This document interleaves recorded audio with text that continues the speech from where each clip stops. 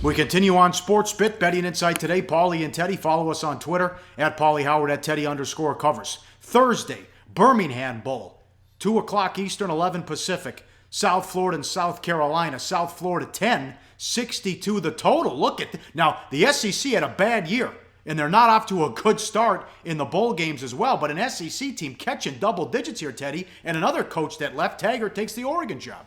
Well, that's just it. You have a coach that just left. And it's not a disastrous situation for the interim. You have T.J. Weiss, who was the co-offensive coordinator. He was in charge of the passing game and the wide receivers. He'll serve as the interim head coach here in Birmingham before Charlie Strong takes over following the ball game after Taggart, as you mentioned, left. So you have a team. They had a real good year, South Florida. They had 14 starters returning. They suffered only 2 losses. And the 2 losses, they lost to the juggernaut Florida State. They lost to the league champ Temple. Nothing to be shy in either of those defeats. The offense, 42 points a game, close to 300 yards per game on the ground. You have a dual threat quarterback in Quentin Flowers.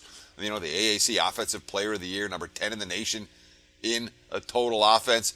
And you got the running back in Marlon Mack, who averaged better than 7 yards per carry this season.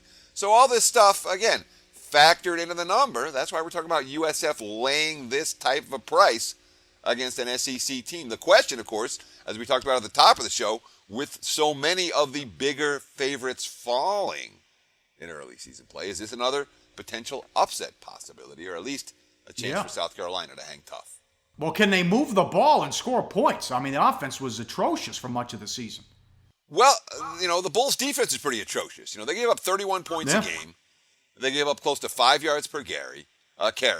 They ranked 120th nationally in total defense, giving up more than 480 yards per game. And look, South Carolina's offense stunk all year. It got a little bit better, more than a little bit better. It got better once he put the Frost Jake Bentley in.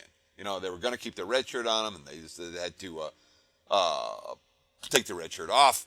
He finished, 6 touchdown passes, 63% completions. But we're talking about a freshman QB getting 3 weeks of practice. It makes a difference. And, of course, it was Bentley who, this guy who skipped his senior year of high school, he was the guy who was in charge when they pulled the upset over Tennessee, 15-20 in that game, with a couple of touchdowns. Hey guys, for the full video, go to SBRpicks.com. Research before you bet. Be sure to check out SBR Picks for the best game predictions, breakdowns, and much, much more.